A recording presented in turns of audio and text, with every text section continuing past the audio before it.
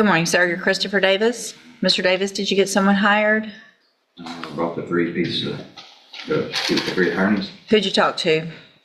Talked to this, the person right here, Crenshaw.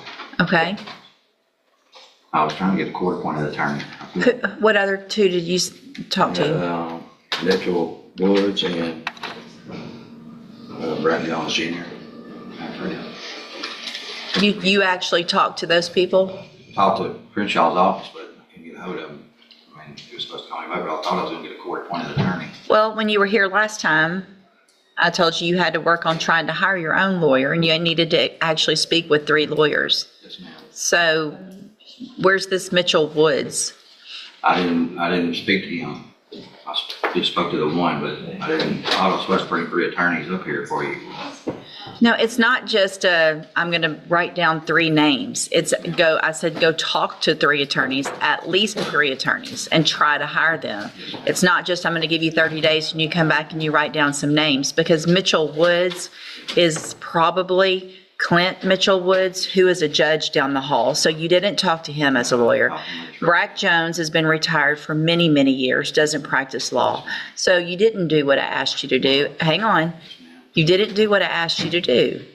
And so the result of that is I could put you in jail for not following the court order. It's not just a game to go say I did what you told me to, because you didn't. I'm going to reset your case for 30 days. You need to try to hire a lawyer.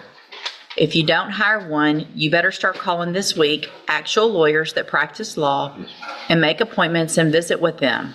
All right, because I've been here a long time. I know who the lawyers are around here, so you're not going to get one over me by just writing down some names. Step in front of the clerk and get the reset notice. This moment right here sets the tone for the entire courtroom session. The judge isn't just upset. She's making it crystal clear that checking boxes isn't the same as fulfilling a legal obligation. When a defendant is told to contact attorneys, the court expects real conversations, not random names on a sheet. It raises a big question for viewers. Do you think the defendant genuinely misunderstood the instructions, or was he trying to cut corners? Good morning, sir. What made you think that was a good shirt to wear to court this morning? That's all you could find? That's all, the only shirt you had in your closet? World's best farter. That's great. No, it says, I can read it. I see what it says at the bottom. You're in felony court. You need to dress appropriately to felony court, and that's not appropriate. Did you get someone hired? I can't hear you. Okay. Okay, who else you talk to? I can't hear you. Okay. All right, so why didn't you call some others if they didn't call you back? None of them, I don't believe that for a second. None of them answered their phone? Okay. How many others did you call? I can't hear you. That's it. So you called 2 that didn't answer their phone, 1 that didn't call you back, and you didn't think to keep calling and talk to at least 3. You didn't try if you only did that. This isn't that hard. The point isn't, just like you just heard me tell the other guy, the point isn't to play a game and act like you call and write 3 names down. The point is to actually hire someone. And you can't actually hire someone unless you really try. I'm going to reset your case for 30 days. You need to get someone hired, or you need to actually talk to 3 lawyers. And if you have to call 20 to get that done, then call 20. Start this week. Don't wait till the week before court, because they are in court. These are just normal common sense things, right? All right, step in front of the clerk. If you don't do that, the next time your bond will be revoked and you'll go back to jail. Mr. Mack, your attorney's not going to be here this morning, but I need to talk to you about why you can't keep your drug patch on. Why can't you keep your drug patch on? Everybody that has a drug patch sleeps on it. All right? So this has been going on now for quite some time. I'm going to have you tested this morning. You've tested negative in court, but if you don't keep that drug patch on after today, if there's an issue and it doesn't get tested, I'm going to assume it's because it's positive. Your bond will be raised, there will be a warrant for your arrest, and you will go to jail.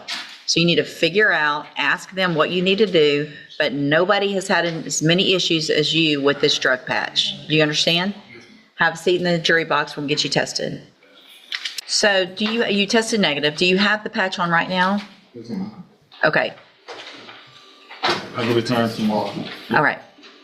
I want you to go get it changed. I do not want it to look like that the next time you go in there. If you have to put something else around it, then that's what you need to do. Wrap it in a ace bandit. I don't care what you have to do. But that one's probably not going to be testable just like the rest of them. So this is your last option to have one that looks like that. Figure it out or your bond's going to be raised. Understand? Step in front of, you don't need to get reset, right?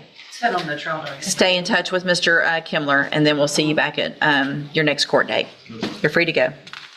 All right. Good morning, sir. How are you? Good. And you're Mason Crooks? And Mr. Crooks, you're on probation for theft of property, a third-degree felony. And I received an administrative hearing. So you've been charged with, it looks like another offense of assault, family violence, maybe?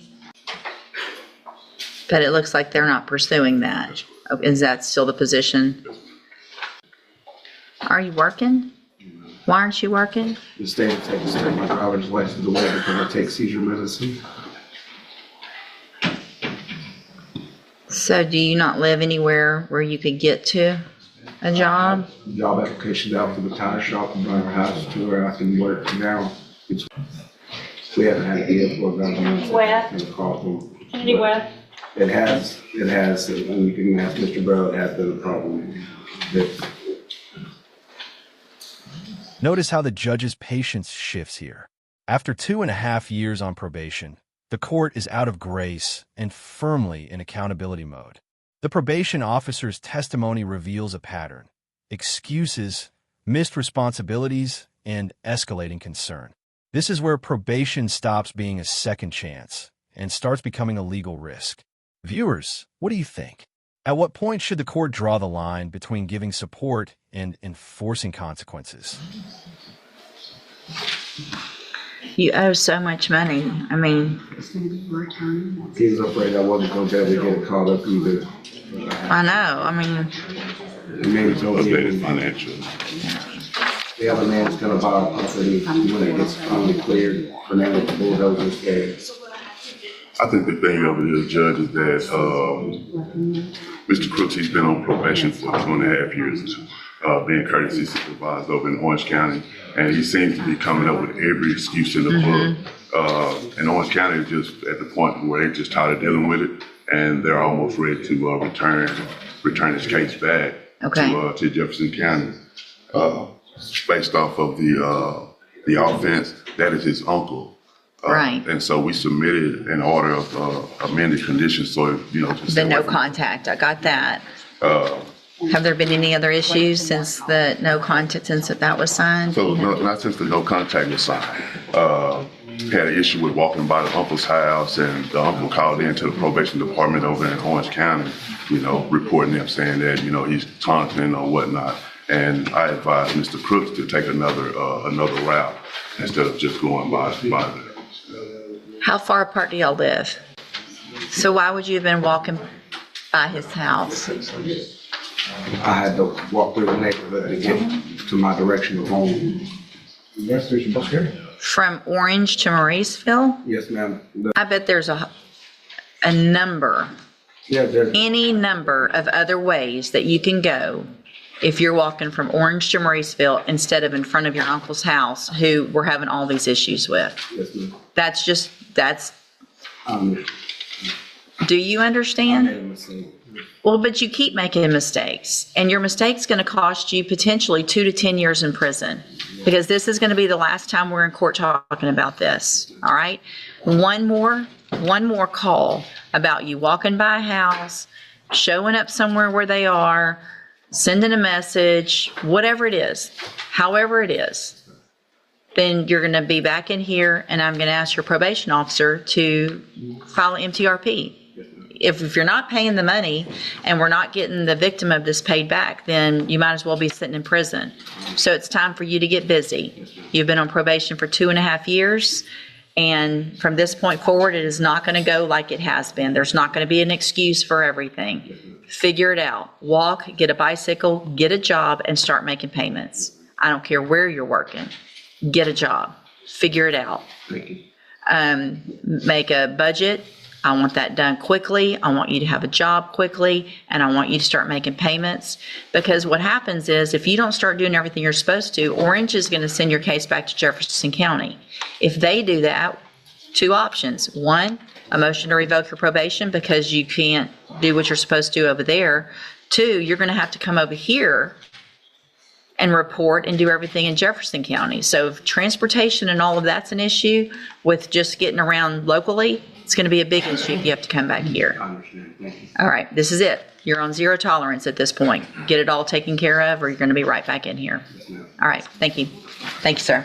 What we witnessed today is a powerful snapshot of courtroom reality, where personal responsibility meets legal obligation. From missed attorney consultations to probation violations and drug patch issues, the judge consistently emphasized accountability, clarity, and consequences. Each defendant was given a final chance, but also a firm warning. The court will not tolerate repeated noncompliance.